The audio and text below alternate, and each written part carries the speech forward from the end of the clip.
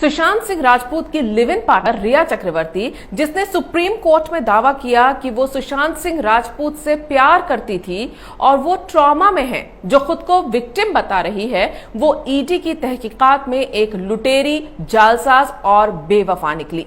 वो रिया जो सुशांत के प्यार के सबूत के तौर पर उनके कथित व्हाट्सएप चैट जारी कर रही थी, वो रिया जो मीडिया में उन पर उठ रहे सवालों को मीडिया ट्रायल बताकर उसे बंद करने की सुप्रीम कोर्ट से गुहार लगा रही थी, उसका सारा कच्चा चिट्ठा ईडी के सामने खुल चुका है। रिया के ऐसे ऐसे राज सामने आ गए हैं जो सुशांत की मौत के रहस्य पर से पर्दा उठाने में बहुत अहम साबित होंगे। कैसे एक लड़की प्यार के नाम पर एक बूढ़े पिता को अपने इकलौते बेटे से बात करने के लिए तरसा रही थी, कैसे वो सुशांत को उनकी बहनों के खिलाफ भड़का रही थी, कैसे एक कामयाब सितारे के पैसों को लगातार हड़प रही थी, और ये सब करने के लिए कैसे सुशांत को धोखे में रखकर उसे इलाज के नाम पर लाचार बना रही थी। ये सारे सच अब सामने आने लगे हैं। 3 दिन तक चली घंटों की पूछताछ के बाद जो सबूत ईडी के हाथ लगे हैं, वो रिया को सलाखों के पीछे पहुंचाने के लिए काफी हैं। वहीं सुप्रीम कोर्ट में भी रिया को राहत नहीं मिली। रिया वहां भी अपने ही जाल में उलझ गई। सुप्रीम कोर्ट में अपने खिलाफ बिहार में दर्ज एफआईआर को मुंबई ट्रांसफर करने के मामले की सुनवाई के दौरान कोर्ट ने ऐसे सवाल पूछे कि रिया के वकील जवाब ही नहीं दे पाए। कोर्ट ने उनसे पूछ लिया कि जब रिया खुद ही सोशल मीडिया पर अपील कर रही थी कि केस को सीबीआई को ट्रांसफर कर दिया जाए, तो अब वो सीबीआई की जगह मुंबई पुलिस से जांच क्यों चाहती है। वैसे कोर्ट में सुनवाई शुरू होने से पहले ही ईडी के दफ्तर में रिया को एक के बाद एक कई झटके लग चुके थे। पहला तो ये कि ईडी ने रिया के 2 मोबाइल फोन और उनके भाई शौविक चक्रवर्ती और पिता के मोबाइल फोन, 2 आईपैड और 1 लैपटॉप जब्त कर लिए। दूसरा झटका रिया को तब लगा जब उनकी मैनेजर श्रुति मोदी ने ईडी के सामने ये बयान दिया कि सुशांत के सारे फाइनेंशियल और निजी फैसले रिया ही करती थी, ना कि सुशांत। यानी सुशांत के सारे अकाउंट्स और बिजनेस से रिलेटेड फैसले रिया लेती थी। इतना ही नहीं, श्रुति मोदी ने यह भी बताया कि सुशांत कौन सी फिल्में करेंगे, ये भी रिया ही तय करती थी। ये बयान बेहद अहम है क्योंकि रिया के परिवार का भी यही कहना है कि वो सुशांत को मजबूर करती थी कि वो प्रोड्यूसर्स के सामने शर्त रखें कि फिल्म में हीरोइन रिया ही होगी। यहां ध्यान देने वाली बात यह है कि सुशांत ने मौत से पहले रूमी जाफरी की जो फिल्म साइन की थी, उसमें हीरोइन रिया ही थी। तीसरा और सबसे बड़ा झटका यह था कि सुशांत का परिवार, जिसने रिया पर सुशांत को आत्महत्या के लिए उकसाने का आरोप लगाया है, वो अब इसे हत्या का मामला बता रहे हैं। मतलब सुशांत के परिवार को अब लग रहा है कि सुशांत की हत्या की गई है। आत्महत्या का मामला आईपीसी की धारा 306 के तहत आता है, जिसमें 10 साल तक की सजा होती है, जबकि हत्या का मामला धारा 302 के तहत आता है, जिसमें उम्र कैद से लेकर फांसी तक की सजा हो सकती है।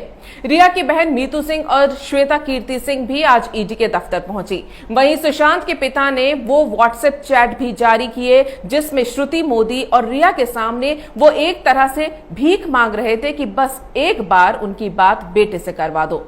यानी एक पिता को अपने इकलौते बेटे से बात करने के लिए भी उसकी गर्लफ्रेंड के सामने गिड़गिड़ाना पड़ रहा था।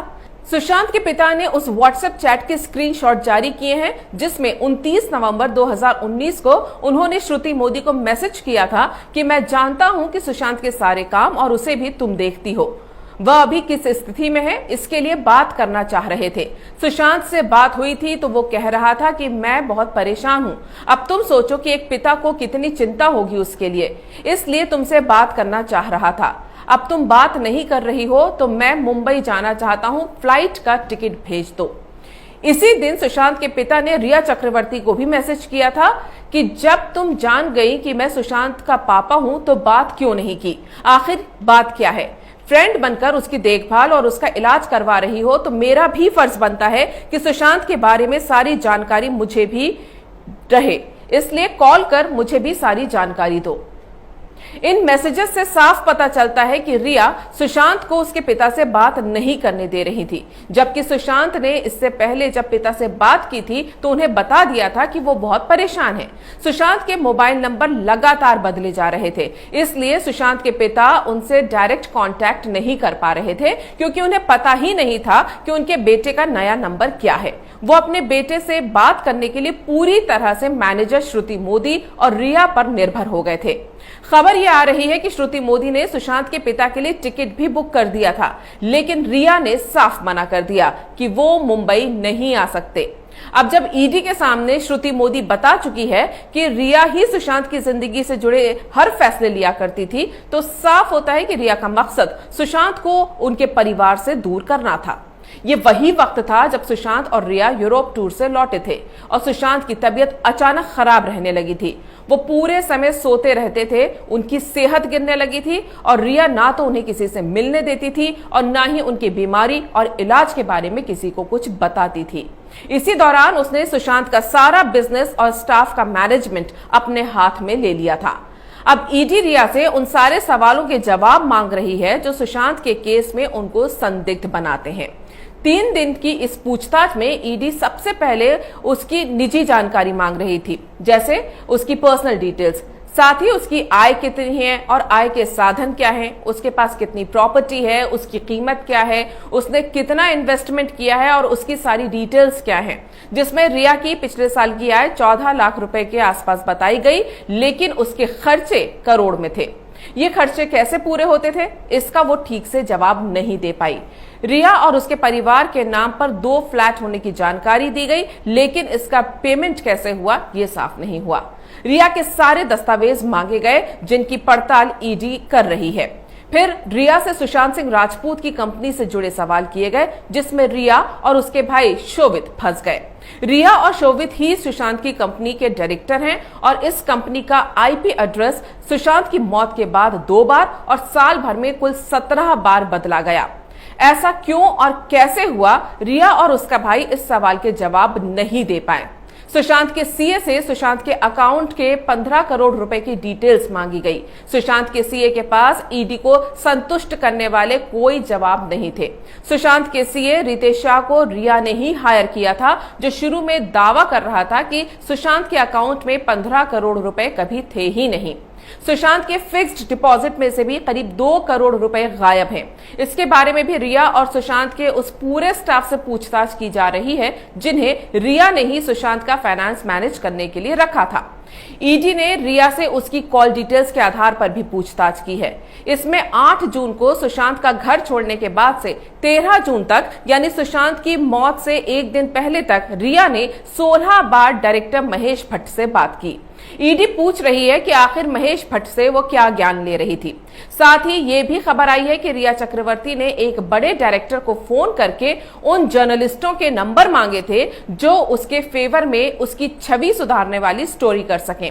मतलब मीडिया ट्रायल के नाम पर सिंपैथी बटोरने की कोशिश करने वाली रिया ऐसे पत्रकारों की तलाश में थी जो मीडिया में उनके कारनामों पर पर्दा डालने का काम करें और ये नैरेटिव सेट करें कि रिया बेकसूर है। ईडी ने रिया से सुशांत के साथ उनके रिलेशन और फैमिली को बिजनेस में शामिल करने के हालातों के बारे में भी सवाल दागे, जिस पर रिया का कहना है कि सुशांत को रिया की फैमिली पर ही भरोसा था और वो उन्हें बेहद पसंद करते थे, इसीलिए उनके परिवार के लोगों को सुशांत ने बिजनेस में शामिल किया। लेकिन रिया ने सुशांत के बिजनेस से जुड़े जो दस्तावेज ईडी के सामने पेश किए वो पूरे नहीं हैं। साथ ही ईडी को शक है कि रिया और उसका भाई कई बातें छुपा रहे हैं और ईडी से लुकाछिपी का यह खेल ही रिया की गिरफ्तारी का कारण बन सकता है। लेकिन सिर्फ रिया की गिरफ्तारी से यह केस सॉल्व नहीं होगा। रिया से वो सारे राज उगलवाए जाएंगे जो सुशांत की मौत का कारण है, वो सारे बड़े नाम जो सुशांत की मौत की साजिश में शामिल हैं, जिन्हें मुंबई पुलिस और महाराष्ट्र सरकार छुपा रही है। जब तक ये सब सामने नहीं आएंगे तब तक ना तो सुशांत का केस सुलझेगा और ना ही सुशांत को इंसाफ मिलेगा। अगर आपको ये वीडियो पसंद आया है तो इसे लाइक करें, शेयर करें और कैपिटल टीवी को सब्सक्राइब करें।